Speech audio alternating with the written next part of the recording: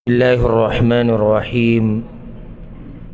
الحمد لله رب العالمين، والصلاة والسلام على أشرف الأنبياء والمرسلين نبينا محمد وعلى آله وصحبه أجمعين. أما بعد، دا الله رب العزت بتوفيق سرا دا عمدة الأحكام دا شرح پا سلسلہ کی دا مبارک درسونو او پاغی کی منگ پا آخرنی درس کی مسئلہ شروع کردے و دا جمع دا مانزہ او مؤلف رحم اللہ باب راوڑے باب صلاة الجماعة والامامة. باب دے پا بیان دا آغا مسئلو کی چی آغا تعلق ساتی دا جمع دا مانزہ سرا و دا امامتی سرا. اس چی دا جمع دا مانزہ مسائل دی دا آگی سرا خو بیا دا امامتی مسلیم تعلق ساتی زکر چی جمع کی چی منز کی گی نو دا مقتدیانو یو امامی پا دی پسی با بیا دا امامتی مسائل لوڑی. من یو دو حدیثون بیان کردیو او یو سو مسئلی چی آگا دا جمع سر تعلق ساتی. اولانی حدیث عبداللہ بن عمر بیان شیو چی دا جمع منز دا یوازی منز نا ویش درجی بہتر دی. یعنی کم سڑے چی دا جمع سر منز کئی او بل سڑے یوازی منز کئی دا جمع والا تا ویش چند ثواب دیر ملاوی کی. بیا بسی دویم حدیث منگ دا ابو ہریرہ رضی اللہ عنہ ویلو چی اگد حدیثو پای کم فضیلت تا جمع دا منزہ بیان شیو. یو فضیلت داو چی پینزیش چند ثواب و تزیاد ملاوی کی دا جمع والا تا. او داگی وجہ دا پیغمبر صلی اللہ علیہ وسلم وی چی دے او دسو کی خیستا او دسو کی بے جماعت تروان شی او جماعت تا صرف دے کورن چی وزی صرف دے منزہ دا پارا وزی نو دے چی کلا هم یو قدم اوچتی نو پاگی والا اللہ یو درجہ اوچتی یو تی گناہ رہی جائی. بے چی کلا دے پا جماعت کی ناسی نو سو پوری چی دے پا جماعت کی ناسی ملائک دا دا پارا دعاگانی غواری چی یا اللہ پا در رحمو کا یا اللہ دیو بخا. بیا دے چی کلا پا منزکی ولا یزالو فی صلاة منتظر الصلاة او دے پا منزکی سو پوری چی دے دا منزی انتظار کئی. یعنی تا چی سمرم دا منزی انتظارو کو لکتا چی پا منزکی دن نوی دا اجر تا تا ملاوی. او دا طریقہ نا دا جمع دا منزی تا دراتلو چی تا پا آخر کرا مندی ہوئی. دا مسئلہ با مرائشی چی جماعت تا در امنڈی وال دا دین پیغمبر صلی اللہ علیہ وسلم منع کردی تا.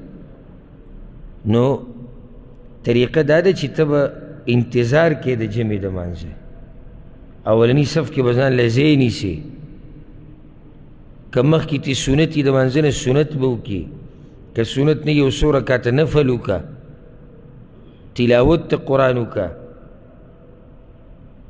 دعاگانی اغوارا اذکارو کا او خب پارم بیا دا امام سر پا منزی کی ودری خدا را مندی وال پا آخرہ کی دے نبی پا منزی پوشی نبا ذکر او پا ایسم نپوئی گی خود صرف دو مرده چی دکی تا خوشحال رہی چی یو بوجم دا اگونا کس کو منزو موکو.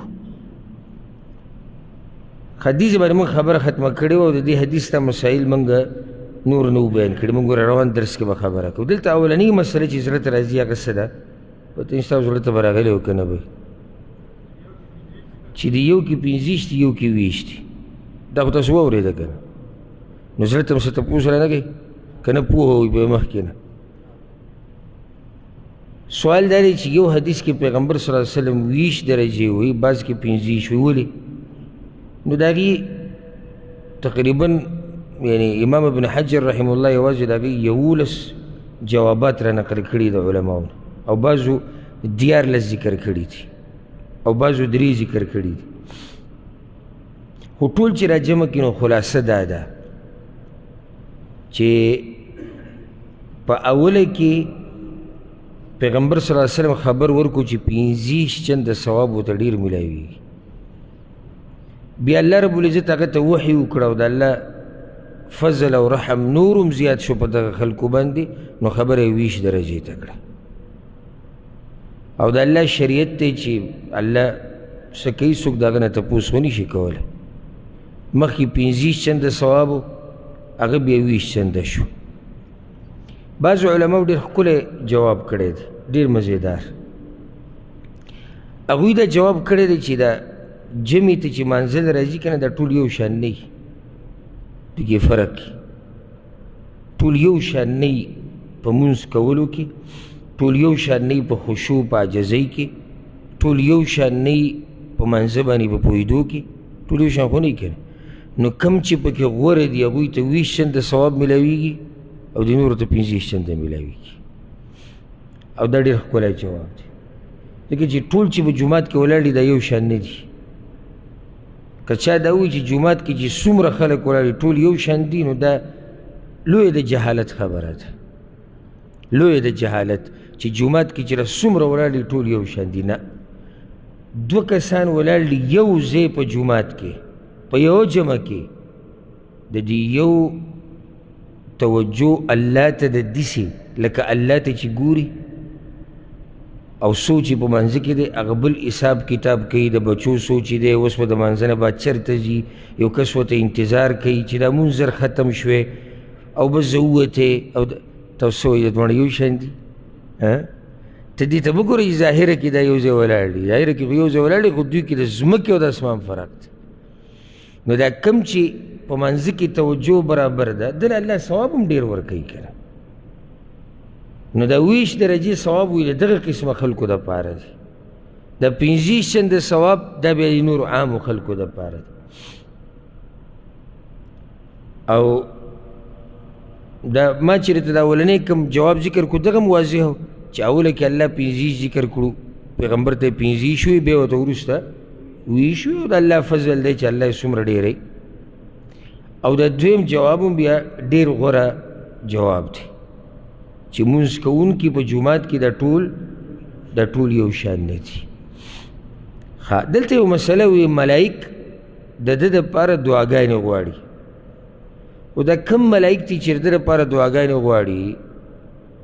نو بعضو علماو دا خبره ذکر کړې ده والله عالم، وی دا هغه ملایک دي چې الله د دې انسان په ساتنه باندې یعنې هغوی ته امر کړی دی.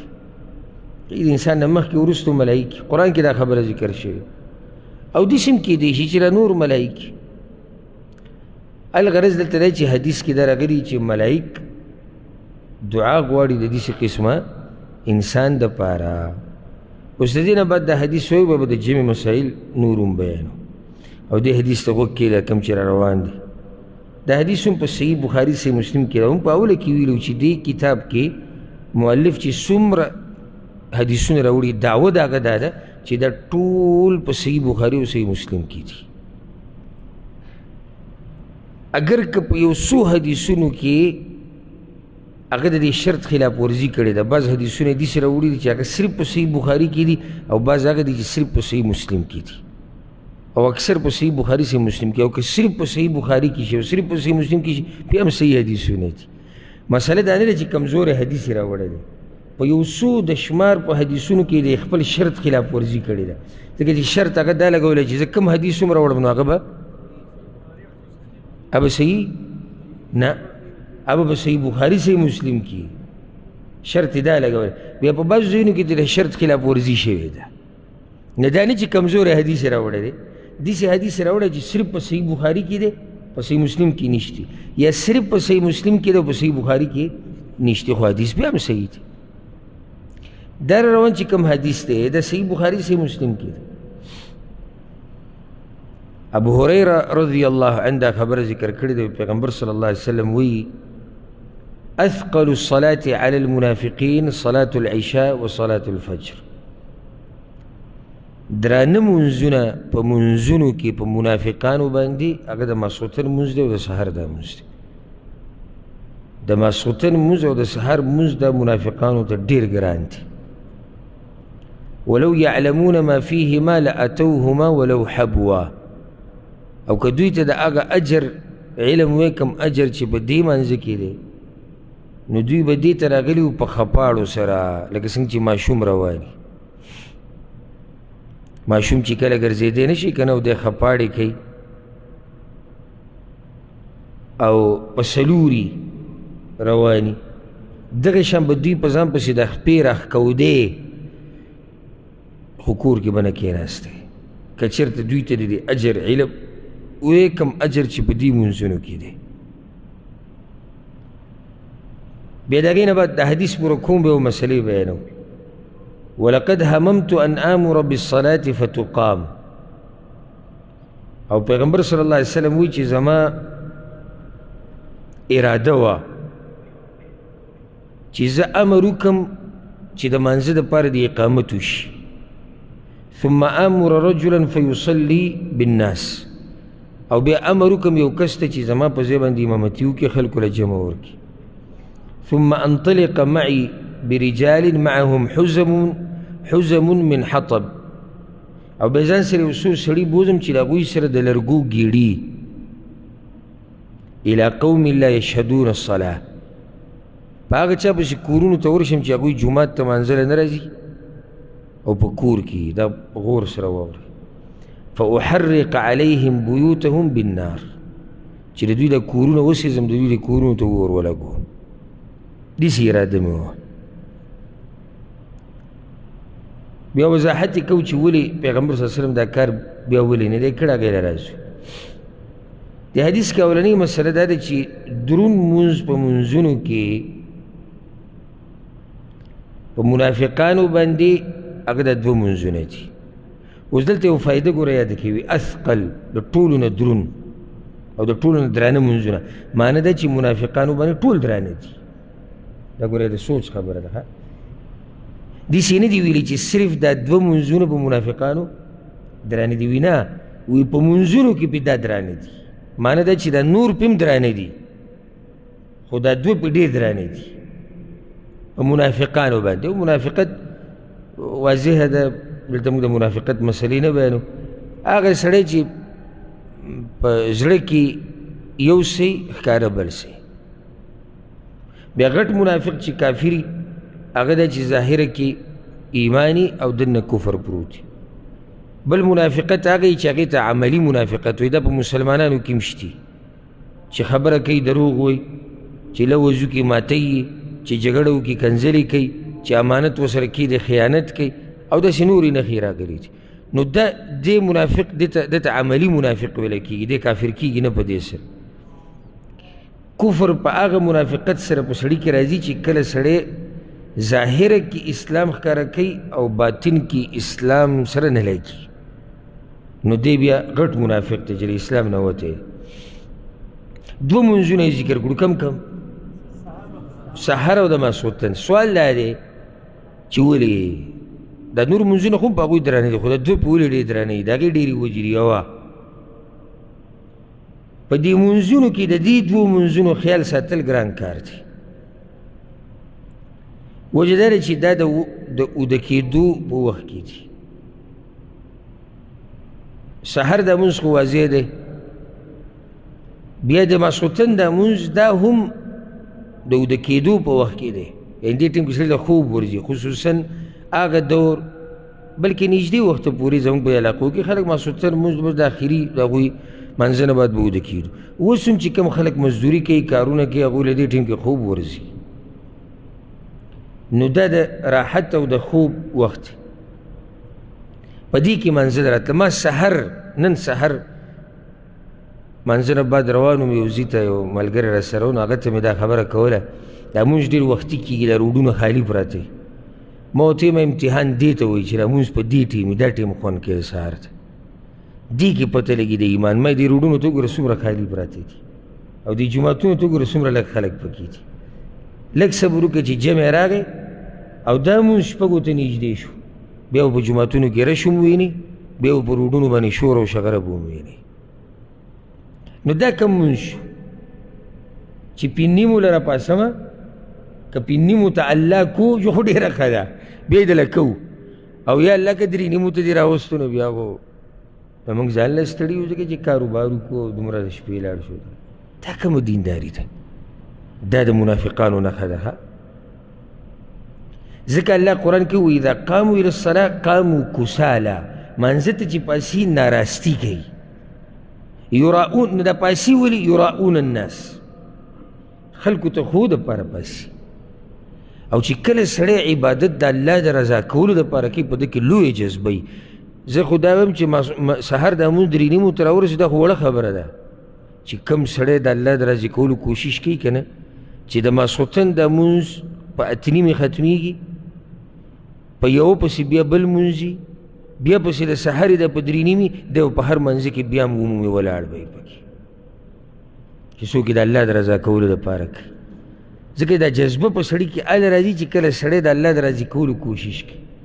ښه اوس یو سړی وایي چې دیره کې به خلک وایي چې دی منزله نه دی پاسېدلی او جومات کې به پلانې صاحب ولاړي بعضو ته پکې دا سوچ ومي چې جومات کې به پلانې صاحب ولاړي هغه به وایي چې ګوره دی نه یې راغلی او یا نور داسې مقاصد نو ده کې سستي د الله د رضا لپاره خو یې نه کوي دغه یو څو مقصد یې د هغې دپاره را روان دی نو ځکه دلته په دوی باندې دا مونځ ګران دی. دویمه وجه دا ده چې دا مونځ په دا دواړه مونځونه په تیاره کې دي او په تیاره کې د کور نه راوته جومات ته تله دا ګران کار دی. لکه دا صحیح ده که اوس دنیا ترقي کړې نو خو اوسه پورې زمونږ علاقو کې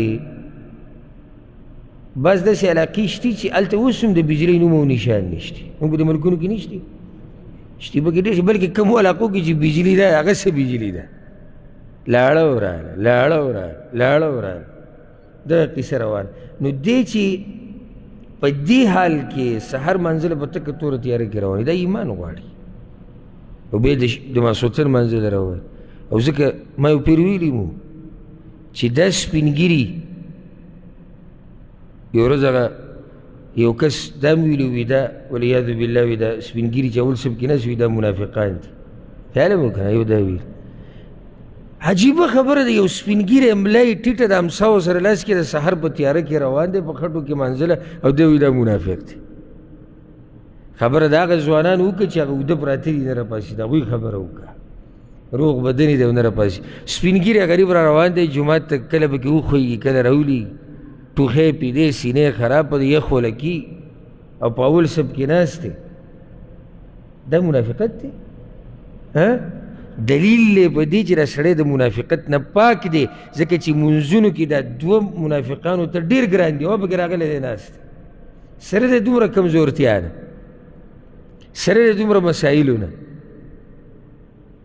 نو دغه سپینګیرو ته سړی حیران شي والله چې کوم د دغو ایمان دی او د هغوی د تقوا بیمار به ته به ورته ستا د مونځ په کور کې کېږي الله تعالی اجازت درکړي. ما په خپله زموږ یو خپلو اوس وفات شوی د الله دې وبخي هغه ته ما دا وایي ما ماسخوتن منزل روان زه ورسره یو ځای روان نو بارانونه خو هلته عموما ډېر ورېږي او باران ورېدونه ما ورته دا ووایي ما تاسو کور کې مونځ کوئ بغیر د باران نه دا ته نه یم چې باران دی کېدای شي د باران په مسله کې ما ته ووایي چې یاره مذهب کې دا دي یا مذهب کې هغه دي هلته خو دا خبره چلېږي خو بغیر د دې نه الله ته معذوره ګڼلی ته بیمار یې ګرځېدی نه شي دغه شان دغه الفاظو ما ته وي دا خبره ستا صحیح ده ما ته نورو کسانو وویلې دي او یو پیر دوه پاتې شوی ما خو ځان راته به دې کور کې بد ښکاره کېده داسې د ایمان ډکه خبره په ما باندې ګونه ځیږ شورل وایي ځان راته دې کور کې بد ښکاره کېدو دې ښځو وایي جانمازونه اچولي مونځونه کول زه ورسره پکې مالته ولاړم ګډ نو یې ځان راته بد ښکاره کېدو چې د سړو ځای خو دا نه دی سړو ځای جومات دا مشران والله چې دوی ته سړی حیران شي او دا د هغوی خبرې او ځوان به یو د لاس به د سټ نه نه چاپېره کېږي دی به هم پروت وي په کور کې او چې بیا د مزدورۍ د دنیا ټیم راشي والله که موږ له بیا خوب هم نه راځي نه بیا موږ ستړي کېږو نه موږ بیماران یو نه هم په سر بوجي نه هم په ملا دړي خو چې د یو مانځه مسله راشي او هغه هم په یو پاو ساعت دي یو 20 منټې دې دپاره موږ دومره ګډوډ شو تپوس یې مه کوه نو د هغې ګټه وجه دی چې شیطان زوري بل دا سړی په خپله ایمان کې کمزورتیا ده نو دا یو وجه دا چې دا دوه منځونه په څنګه حالاتو کې دي په تیاره کې دي بله مسله دا ډېره اهمه نقطه ده منافقانو ته ولې دا دوه منځونه ګران دي او د دې اهتمام نه کوي جواب دا درېیمه وجه موږ ذکر کوو د منافق سړي کوشش دا ده چې زه خلکو ولیدی که نه منزله ولې راځي یراؤون الناس خلکو ته یې ښیي که او دې دوو وختونو کې د سړي پته نه لګي تیاری نو چې تیاری پته نه لګي نو هغوی زه په منځه کې څه کوم خو د الله دپاره خو نه راځي که لکه عبدالله بن ابی بن سلول سره یو ورځ ملګرو خبرې واړولې او به د جومات په اول صف کې ناست ګورئ دغه د منافقانو سردار دی په اول صف کې ناست بیا ورته ملګرو خبرې وکړي چې ته د پیغمبر صلی الله علیه وسلم خواله ورشه ته د هغه نه بخښنه وغواړه هغه څه خبرې کړې وې ګډې وړې هغه مونږ سیرت درسونو کې عامو درسونو کې مو د هغې تذکیره کړه نو غوسه شو وایي د سره مونځ نه کوو لاړ ووت وایي د سره مونځ نه کوو دا څه خبره ته د یو کس سره وران شوې ته مونځ پرېږدې او چې مونځ دې پرېښودو د خلکو سره د وراني د لاسه دلیل دی په دې باندې چې تا دا مونځ د الله دپاره نه کوه یا لکه اوس یو سړي سره زما خبرې شخصي واورېدې لکه درس کې کیني موږ سره ملګری دی ورور دی او ما ورسره خبرې واړولې بس زما او د هغه په مسله کې وایي د سره درسونو ته کښېنه نو د درس سره ستا وران درس ته خو سړی د الله د رضا دپاره کښېني زما او ستا چې کومه مسله ده هغه شخصي ځان له یو مسله ده نور د دین خو زموږ د ټولو یو دی کله چې سړی خفه شي او دینداري پرېږدي نو پوه شه چې د ده دینداري دا د الله دپاره نه وه نو څو وجې ذکر شوې درې ولې کمې کمې یو پکې تیاری دی وختونو کې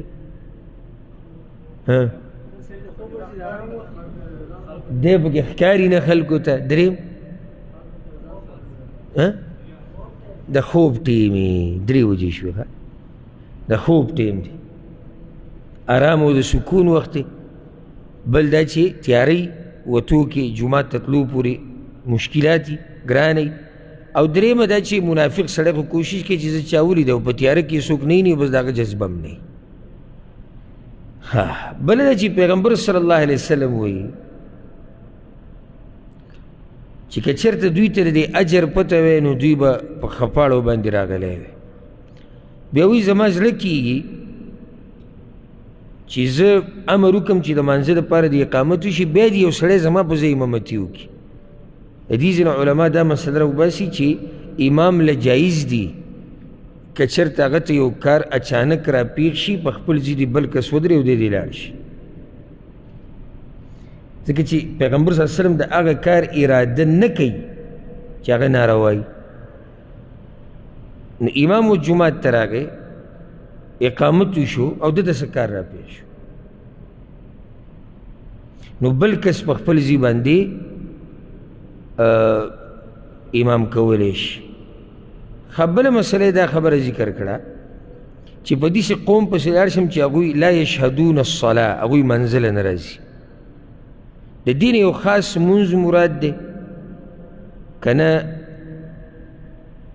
دا لام د جنس دپاره دی ټول منځونه نو بعضو علماو دا ویلي دي چې مراد دا دی چې دا کم خلک چې دي منځونه له نه راځي هلکه هر منځله نه راځي بعضو ویلي چې پیغمبر صلی الله علیه وسلم دغه ټیم کې دغه منځ یادو کم کې چې و نو یو روایت کې راځي چې دا د ماسخوتن منځ و دغه شان د جمعې په باره کې هم راځي او دغه شان د سحر په منځه کې هم راځي چې پیغمبر صلی الله علیه وسلم دې منځله چې څوک نه یې راغلی خو واضح دا چې دې نه مراد ټول منځونه دي دلته مسله دا شوه چې هغه مهربانه او شفقت کوونکی پیغمبر صلی الله علیه وسلم وایي چې زما زړه کېږي چې زه دوی کورونه وسېزم چې هغه دومره سخته خبره کوي نو د جمعې دا مونځ به سنتي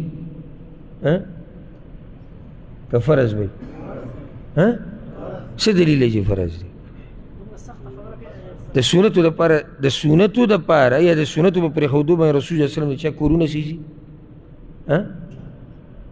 خو دا لازم دي که نه فرض عین دي صحیح قول دا دی چې د جمعې مونځ دا په سړو باندې فرض دی هر سړي باندې الا چې معذور عذر ځان له مسلې به راشي ګوره یو بل دلیل پې والی یو دلیل خو دا شو که نه سورة النساء کې الله دا خبره ذکر کړې ده واذا كنت فيهم فاقمت لهم الصلاة فلتقم طائفة منهم معك چې کله د جهاد په دوران کې ته مونځ کې او ته د دوی په منځ کې پیغمبره نو یو ډله دي د دوی تا سره ودرېږي بیا د منځه طریقه ښوولې چې د جمع مونځ د جهاد په میدان کې نه ماف کېږي نو په نورو ځایونو کې به څنګه ماف کېږي؟ دا دلیل دی په دې باندې چې د جمع مونځ فرض دی په نارینه باندې. یعنی ته جهاد ته وګوره څومره سخت حالات دي، بیا هم الله داسې ونه وایي چې هر سړی دې ځان له مونځ کوي، نه وایي جمع سره به مونځ کوئ. بله مسله حدیث کې داسې راځي چې هغه ړوند صحابي چې پیغمبر صلی الله علیه وسلم پسې راغی او یا رسول الله زه ړوند یمه، د عذرونو ته یې ګوره، زه ړوند یمه او ما سره څوک نشتی چې ما راولي جومات، نو زما دپاره څه رخصت شتي چې زه د مونځ کور کې کوم؟ هغه ورته یو شتي چې لاړ بیا ورته اواز وکړو، وی روي غواړي، وی هل تسمع النداء، ته اذان اوري؟ هغه یو اذان اواز ور باندې لګي، نو وی اجب، بیا به راځي یو روایت کې راځي لا اجد لك رخصه، څه رخصت نشته چې زه تا ته بیان کړم. سبحان الله چې ړوند او څوک ورسره شتي نه چې راولي، د دپاره رخصت نشته چې اذان کله اوري، نو زموږ دپاره به ګوره څه عذر وي؟ دا زموږ دا عذرونه به وچلېږي د الله په مخ کې؟ او مزه به کې دا عذر ډېر کې به سر مې بوج لږ وي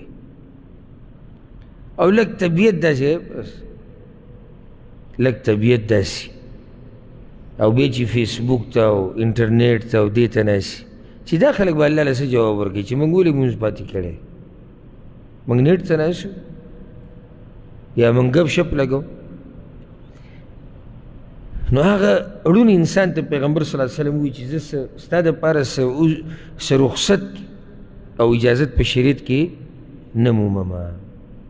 نو دې نه دا واضح شو چې د جمع مونځ په نارینهو باندې څه دی؟ فرض دی. او د زنانو مسله به راشي انشاءالله، په نارینهو باندې فرض دی الا دا چې عذر وي، هغه عذرونو بیان به هم راشي. بله مسله دلته دا ده، یو حدیث کې داسې راځي چې پیغمبر صلی الله علیه وسلم دا خبره ذکر کړې ده، که چېرته د دوی په دې کور کې د ماشومانان او زنانه نه وي، یعنې ما به له کورونه سېزلی وي، هو ماشومانان او زنانه پکې دي، د هغوی څه ګناه ده؟ هغوی خو څه ګناه نه ده کړې که. نو دا یو حدیث کې صفا پیغمبر صلی الله علیه وسلم دا وجه ذکر کړې ده. خو اوس یو څو مسلې، یو خو دا مسله باندې تاسو پوه شوئ چې د جمع مونځ چې دا فرض دی او د دې پرېښوده ګناه کبیره ده.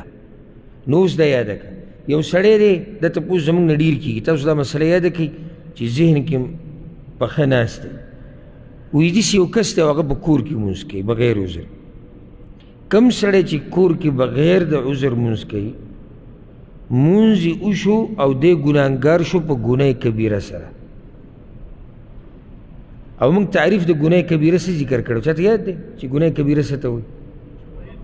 چې وعید پرې راغلی، یعنی د اور عذاب پې خوی شوی، د الله لعنت پکې، د الله غضب پکې ذکري، د جهنم تذکره، دې ځای کې څه وعید شتي؟ څه دی؟ چې ما به د دوی د کورونه سېزلی. نو دومره سخته خبره پیغمبر صلی الله علیه وسلم هسې خو نه کوي که نه. نو د دې پرېښوده ګناه کبیره ده، وړه ګناه نه ده، ګناه کبیره ده. ها بله دا چې صحابه کرام وایي چې زموږ په دور کې به چې جمع له نه راتو دوو کې به یو، دا ډېره ناشنا خبره ده چې زموږ د دې زمانې به څه قصې ما ته پته نشته.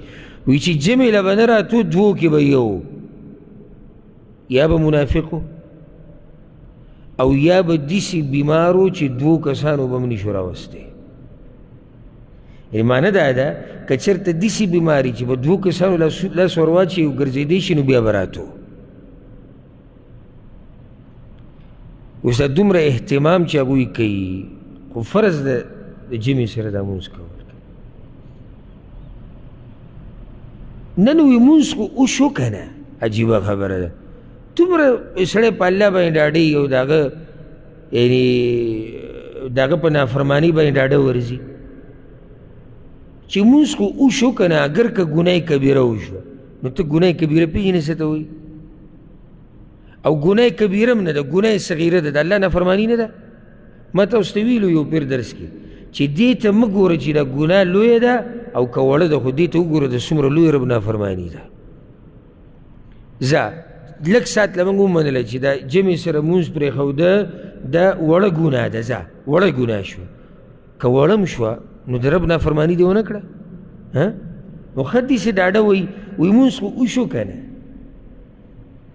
نو یاده کوي دا مسله چې جمع نه بغیر کور کې څوک مونځ کوي بغیر د عذره، نو مونځ یې وشو سره د ګناه کبیره. بله مسله جمع دپاره کم سے کم 2 کسان پکار دي، ځکه بعضو علماو 3 ذکر کړي دي، خو ناراجح قول دا دی چې 2. اقل جماعت هغه به 100 کسانی، هغه به 2 امام او بل به څوک مقتدي، امام او مقتدي. ها بله مسله دلته دا یاده کوي او دا اهمه مسله ده چې کله په جومات کې جمع وشي نو دویمه جمع بیا کولی شي او که نه. یاده کوي دا مسله جوماتونه به 2 قسمه دي. یو قسم هغه جوماتونه دي چې هغه د بازار جومات یا د لارې جومات، د بازار جومات او د لارې جومات. نو دې کې تقریبا د علماو اتفاق دی چې دې کې دویمه جمع کول دې کې څه حرج نشته، دویمه درېیمه څلورمه، یعنې دا ټول علما وایي چې دې کې کېږي، نه پکې کراهیت شته او نه حرمت شته. ولې؟ خلک ځي راځي. د بازار جومات چې دی هغې ته خلک ځي راځي که نه، ښه د لارې جومات چې دی هغې ته هم خلک ځي راځي، په مخه ګاډي ودرېږي، سورلۍ ودرېږي، خلک راځي، یو لمونځ کې بیا ولاړ شي، نور راشي، بیا نور راشي، نور راشي. نو د دوی لپاره دا مسله نه ده چې ځان پوه کړي دا ول نه. د دې جوماتونو خو مسله واضحه ده چې تقریبا دې کې د علماو اتفاق ته سوای د څو علماو نه، خو نور په دې باندې د علماو اتفاق دی چې هغه جومات چې هغه د بازار یا د لاري یا یو امام ټاکلی شوی نه، بس څوک راشي مونځونه پکې کوي، نو پای کې دویمه جمع دا کول دي کې څه کراهیت نشته، دویمه درېیمه څلورمه هر څومره. مسله په کومو جوماتونو کې ده؟ کم چې په محلو کې دننه دي، دې کې د علماو اختلاف دی. اولنی قول دا دی چې دویمه جمع کول په جومات کې دا مکروه دی. هغه جومات چې نه د لارې دی نه د بازار دی، نه دا چې امام یې نشته، امام یې نشته باقاعده، د لارې هم نه دی چې مسافر ورته ودرېږي، د بازار جومات هم نه دی. نو دلته به مونځ صرف یوه جمع کېږي، او دا د ډېرو علماو قول دی، دلته به یو جمع کېږي بس. ولې؟ وایي چې دا جمع ډېرې شي دې دلاسې اختلافات پیدا کېږي، دا هغوی خبره کوي. بله دا وایي چې خلک بیا کوتاهي کوي د جمع په منځه کې، یعنې هر سړی به بیا ډډه به یې لګولي چې ځان له به زه بله جمع وکړم، نو ځکه مکروه دي. او بعض آثار هغوی ښیي دلایل، خو د هغې سندونه مضبوط نه دي. دویم قول دا دی چې هېڅ کراهیت پکې نشته، جومات کې دویمه جمع کولی شي، بلکې مستحب دي، بلکې مستحب دي، بلکې بعض خو پکې دا ویلي چې واجب دي چې ته دویمه جمع بیا وکړي. ولې واجب دي؟ نه فضیلت خبره پرېږده. ولې واجب دي چې دویمه جمع وکړي؟ ځکه چې په سړو باندې جمع سره مونځ لازم دی، نو دویمه جمع بیا وی لازم دی. بعضو پکې حدیث ویلي دي، ښه دلیل د دوی سره ګوره ډېر ښکلی دلیل دی. اول خو د آیت کې چې دغه فتوا د عبدالله بن مسعود هم ده رضی الله عنه، انس بن مالک رضی الله عنه په خپله یو پیر مونځ شوی بیا هغه جمع وکړه، او دغه شان یعنې مشهور امامانو کې د ډېرو دا قول دی. دلیل دوی سره دی یو حدیث امام احمد امام ابو داود رحمه الله راوړی دی، ابو سعید الخدري رضی الله عنه وایي وجاء رجل وقد صلى النبي صلى الله عليه وسلم. یو کس راغی او پیغمبر صلی الله علیه وسلم مونځ ختم کړه. نو بیا هغه دا وایي چې الا رجل یتصدق علی هذا فیصلي معه، داسې څوک نشته چې په ده باندې صدقه وکړي او ده سره ودرېږي چې دی د مونځ د جمع سره کړي. یعنې په دې ناستو کې یو کس ده سره بیا ودرېږي، د هغه به نفلي شي او دی به د خپل فرض مونځ وکړي، خو جمع به وشي. دا صحیح حدیث دی، سند یې صحیح دی. نو که چېرته دویمه جمع مکروه وی په جومات کې، نو بیا پیغمبر صلی الله علیه وسلم ولې دې طرف ته دعوت ورکړي؟ خو دې کس ته به ویلي چې ته ځان له یوازې لمونځ کوه. خیال هم دی که نه؟ دا خو صحیح حدیث دی او ډېر ښکلی دلیل. بل دا چې را فضیلت چې راغلی دی چې د جمع لمونځ 20 درجې غوره 15، ولې دا سړی د دې نه محروموي؟ ولې د دې نه محروموي په دې چې یاره د جمع لمونځ بیا نه کېږي؟ نو والله اعلم، زموږ خو خپل ځاني زړه په دې مطمئن دی چې دویمه جمع په جومات کې، د محلې په جومات کې چې نه د بازار جومات دی نه د لارې دی، په هغې کې دویمه جمع کول په دې کې هېڅ کراهیت او هېڅ ممانعت په شریعت کې نشتي د صحیح احادیثو په رڼا کې. والله اعلم. ښه، د هغې نه بعد یو مسله راوړې ده چې زنانه جومات ته تلی شي او که نه. د دې باب سره څه تعلق دی د دې مسلې؟ د سړو مسله بیان شو، نو اوس د زنانو بیانوي چې زنانه به څه کوي. نو دا یاد کې قانون د زنانو غوره مونځ په کور کې دی. په کور کې غوره مونځ په کوټه کې دننه دی، په کوټه کې په ګوټ کې دی. وجه دا ده چې زنانه څومره پټوي او مونځ کوي، دومره دا مونځ د الله خوښ دی. نو دا اصل دی. او په جومات کې د جمع سره مونځ ورله جایز دی. او که دیزي کې څوک پښتو سنډۍ را سنډۍ یا غیرت، نو هغه به په جیب کې کېږدي. خبره به دلته موږ د شریعت کوو. او ما بل ورځ وي چې داسې کسانو ته زه دا وایم چې د غیرت خبره به هله وکړو د پښتو، چې کله ته د دغه زنانو په باره کې څه وویل چې په بازارونو کې ګرځي، زموږ د بازارونو، زه د پښتنو بازارونه یادو، او دا کورونو کې دا ډیشونه او د انټرنیټ او د فحاشي او ډمتوب او ډرامې، دلته د غیرت خبره پکار ده او دلته د پښتو خبره پکار ده. او ښځې او نارینه یو ځای د هغوی مختلط او ګډوډ، د هغوی تعلیم، د هغوی بازارونه، د هغوی کاروبارونه ګډوډ د یو بل سره، د دې په باره کې خبره پکار ده. و چې یو زنانه غریبه د الله کور ته روانې مانځله، بیا موږ ته پښتو رایاده شي او بیا موږ ته غیرت رایاد شي. پوها بازارونه د پښتنو د هغې به پته لګېدی چې دا د پښتنو بازارونه دي، دا د مسلمانانو بازارونه دي. او سړي به پکې ګرځېدي چې د یو نیمه مشره ښځه به راوتې وه، هغه به ځان له سودا کول. او که چېرته یو زنانه به راوتې مو، دا نه چې ګوره زه دا نه یم چې زنانه بلکل د کور نه نشي وتی، خو د ضرورت دپاره وتی شي، خو د ضرورت دپاره. او دویم په پرده کې، نو که زنانه به دې ولیدم نو هغه به ډېره انتهایي په پرده کې وه، نو پته به لګېده چې بهی څوک دي دلته. سړي دي، دا کومې ښځې چې راوتې دي او د بازار کې اوس ګرځي، د دوی هغه سړي هم سم سړي دي.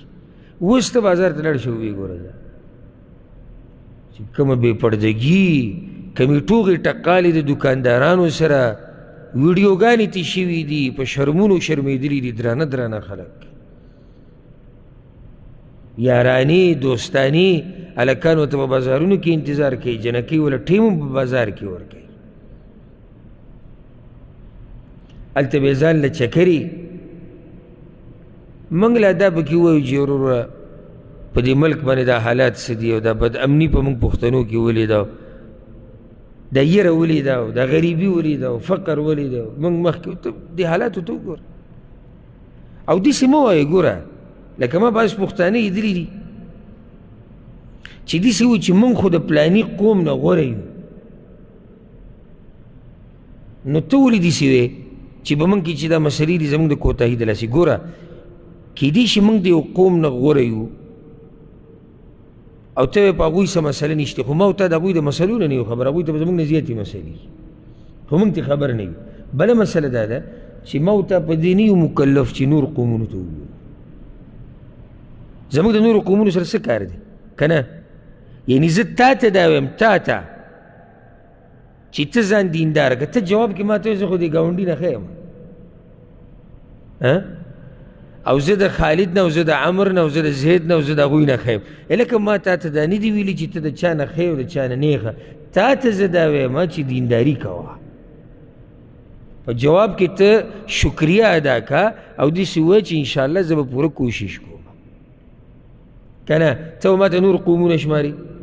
بعض وایي یاره دا بس دا مولیان خبره کېږي نه، پښتانه د پنجابیانو نه غوره دي او پښتانه د بنګالیانو نه غوره دي او پښتانه د انډیانو نه غوره دي او پښتانه د عربو نه غوره. اول خو دا دروغ دي چې پښتانه دې دومره خلکو نه غوره کړو، دې کې غلو ده. اول خو دې کې دې غلو وکړه. دویمه ته دا پرېږده چې پښتون د چا نه غوره چا نه نه دی. ته ځان ته وګوره په دې خپل ګریوان کې چې ته کوم کار غلط کې او کوم صحیح کې. بس دغه مقابلې پرېږده.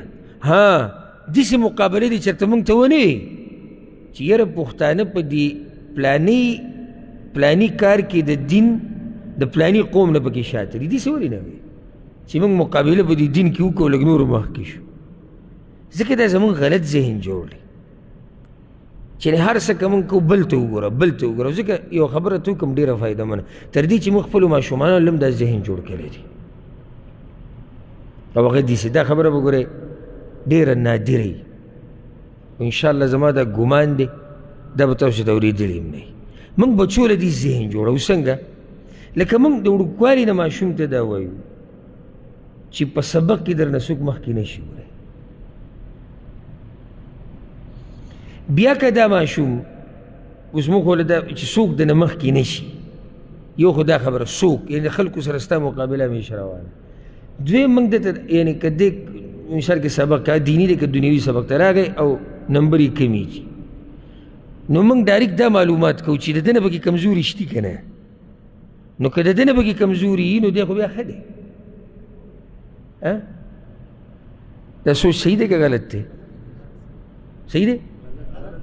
وی بیا هم کلاس کې د هغه نه وي 15 هلکان شاته دي. ګورې ښه دی ځکه چې 15 دي شاته دي، اگر که دی 15 څلوېښتم دی نو بیا تیم 15 شاته. داسې سوچ شو چې زما نه لا خلک شاته شتي. ته دا سوچ وکړه چې ته ترقي وکړي په دین او په دنیا کې. پرېږده دغه چې د هغه نه زه غوره یم او د هغه نه غوره یم. کله چې دا خبرې کولې چې د هغه نه غوره یم د هغه نه غوره یم، بیا ته کوشش د مخکې تلو نه کړي. نو بل قوم ته او بل پرېږده. موږ له د خپل قوم غم پکار دی چې د پښتنو په بازارونو کې څه کېږي دې حقیقت له راتله پکار دی. نو بیا به دې غیرت رایدی چې یاره دا ښځې څنګه بازار جومات ته ځي. نه مسله دغه ځای کې بیانول پکار دی. جومات خو د الله کور دی. او را به شي انشاءالله مسله چې جومات ته که زنانه ځي هم د بغیر شرطونو نه، هغې دپاره هم یو څو شرطونه شریعت خو وړي دي. حدیث یې راوړی دی، دا حدیث به ووایو بیا به که ټیم و مسلې به بیان کړو. عن عبد الله بن عمر رضي الله عنهما، عبد الله بن عمر وی عن النبي صلى الله عليه وسلم قال، پیغمبر صلی الله علیه وسلم دا خبره کړې، اذا استأذنت احدكم امرأته الى المسجد فلا يمنعها. په تاسو کې که د چا ښځه راولګي د هغه نه جومات ته د تلو اجازت وغواړي نو منع کوئ به یې نه. خیال م دی؟ نه څه وي؟ منع کوئ به یې نه. دا څوک وایي؟ نه، پیغمبر صلی الله علیه وسلم. قال فقال بلال بن عبد الله، بلال دا خبره وکړه چې د عبدالله بن عمر زوی دی. وی والله لنمنعهن، زمونږ دی په الله قسم وي مونږ خو به یې منع کوو. ښه د هغه سوچ څه و؟ دا بلال ګوره ډېر دینداره سړی و، اوچت او څنګه به اوچت سړی نه و. پلار یې صحابي، نیکه هم صحابي، او نیکه هغه څوک دی چې عمر فاروق دی. او پلار یې هغه سړی دی چې هغه د پیغمبر صلی الله علیه وسلم ته نږدې انسان دی، د هغه نه ډېر علم زده کړی. او بیا ترور یې څه ده؟ په پیغمبر صلی الله علیه وسلم بیبي ده. سره ته یاد دي کومه؟ هغې څه نوم دی؟ حفصه. نو دا څومره اوچت انسان دی. ده دا خبره داسې وکړه چې یعنې د رسول صلی الله علیه وسلم زمانه کې فتنې لګي وي او زموږ دور کې فتنې موږ به یې منع کوو. د بچیو تربیت خلک داسې کوي. وی فاقبل علیه عبدالله، چې دی بلال دا خبره وکړه، عبدالله رضی الله عنه مخ راواړه ورته یې وکتو فسبه سبا سیئا، بدې ردې ورته ووایي، خو سمې بدې ردې ورته ووایي. ما سمعته سبه مثله قط، داسې بدې ردې چېرته عبدالله خپل زوی ته نه وي ویلې. او بیا ورته ووایي اخبرك عن رسول الله صلی الله علیه وسلم وتقول والله لنمنعهن، زه درته د پیغمبر خبره کوم ته ماته چې زه به منع کوم. په روایت د امام مسلم کې داسې الفاظ دي چې لا تمنعوا ایماء الله مساجد الله، دا زنانه چې دا هم د الله بندګان دي، دوی د الله د جوماتونو نه مه منع کوئ. دې حدیث کې دي چې بلال چې دا د عمر زوی، د عبدالله بن عمر زوی، دا مسله یاده کوي چې د عبدالله بن عمر دوه زامن وو، د یو نوم بلال او د بل نوم واقد او بلال. او د دې دواړو سره د هغه ورانه راغلې ده، دواړو ته ادب ښوولی دی د شریعت په خبره باندې، دواړو سره یې خفګان راغلی.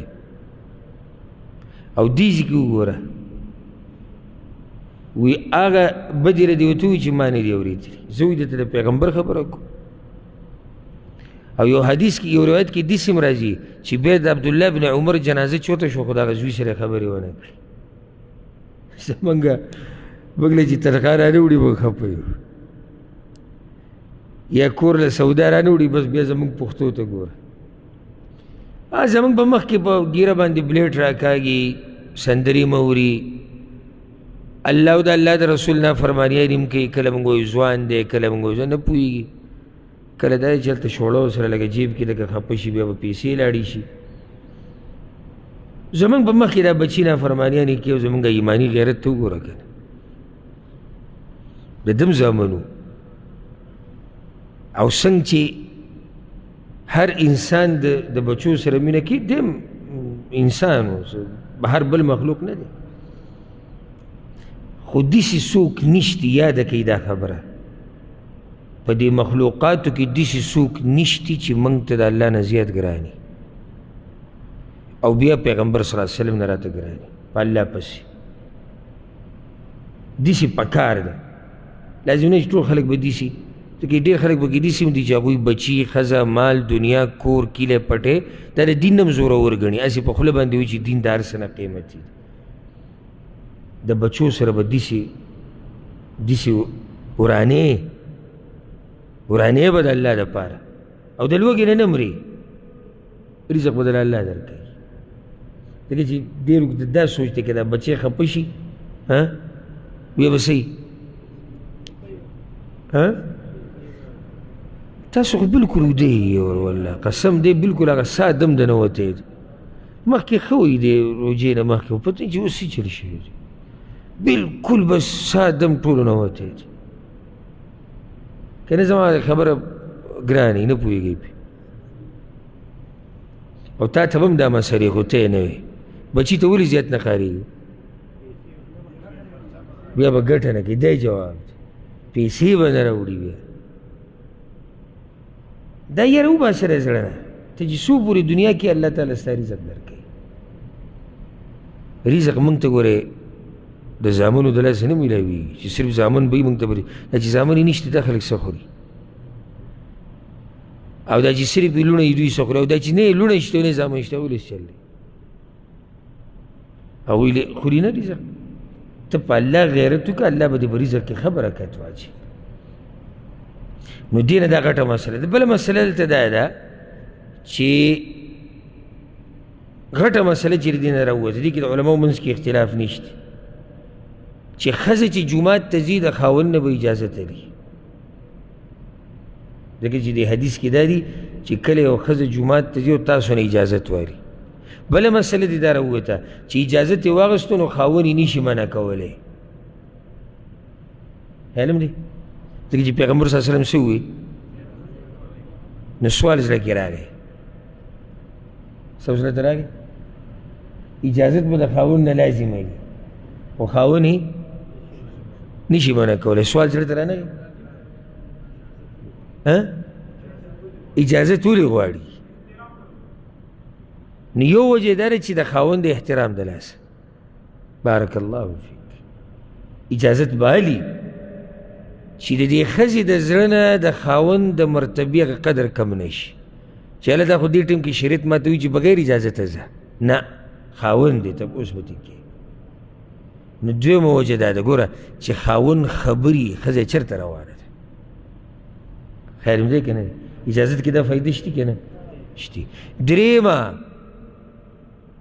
هر وخت به خاوند دې له اجازت ته تلو نه ورکوي. بعضو وختونو کې منع کولی شي چې کله هغه داسې څه ویني چې هغه پرې یېرېږي چې فتنه ترې جوړېږي نو اجازت ته ضرورت شو که نه ضرورت شو.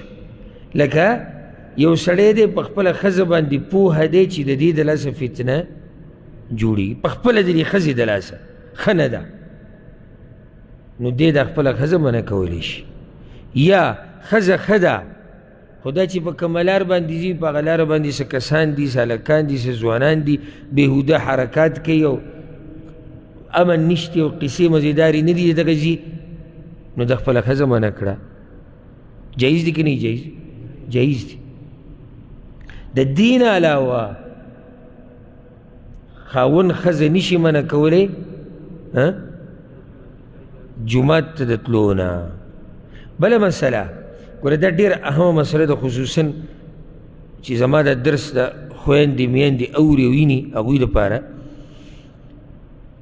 چې جومات ته ځي اجازت به الي نو سم خیال دی چې جومات نه علاوه بل ځای ته ځي د خاوند نه به اجازت نه لري لازم باید یعنی جومات خو پاک ځای دی زنانه چې جومات ته لاړه هیڅ به کوي خو د الله بندګي به کوي که نو سم خیال دی چې بازار ته ځي یا غم خادول وزیر وزي نو خاوند به تپوس نه کوي تپوس به کوي الا یاده کوه سره دا مسله فایده منه او قیمتي الا په هغه څه کې تپوس ته ضرورت نشتی چې په هغه معاشره کې د هغې عام اجازت یې ښځو ته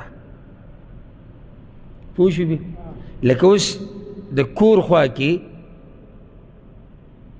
د ښځې د خپلوانو کور دی اکثر زموږ علاقو کې داسې وي که نه چم کې خپلوان اوسي نو دا ښځه ځي راځي هلته او د هغوی هغه دلته ځي راځي نو دا به د خاوند نه په مخه تپوس نه کوي په ورځ کې خو درې څلور پې راوړي چې زه لاړه شم او که نه زه لاړ نه معاشره زموږ چې کومه ده د پښتنو په هغې کې عام ښځې ته د دې اجازت دی نو هر خاوند په دې راضي دی پوه شوې که نه نو دې ځای که اوس ښځې ته اجازت اخیستو د ضرورت نشته ښه دا لرې ځي چا کره خپلوان دي خو لرې دي عرف کې خو د دې اجازت نشته دلته به د خاوند نه څه کوي اجازت باري بازار ته ځي اجازت باري اسپتال ته ځي اجازت باري غم خادوله ځي اجازت باري په دې پوه شوې ډېرې مسلې پکې پاتې شوې هغه به انشاءالله را روان درس ته پرېږدو د زنانو د دې جومات کې د مانځه الله دې موږ پوه کړي په قرآن باندې او په حدیث باندې هذا والله أعلم وصلى الله وسلم على نبينا محمد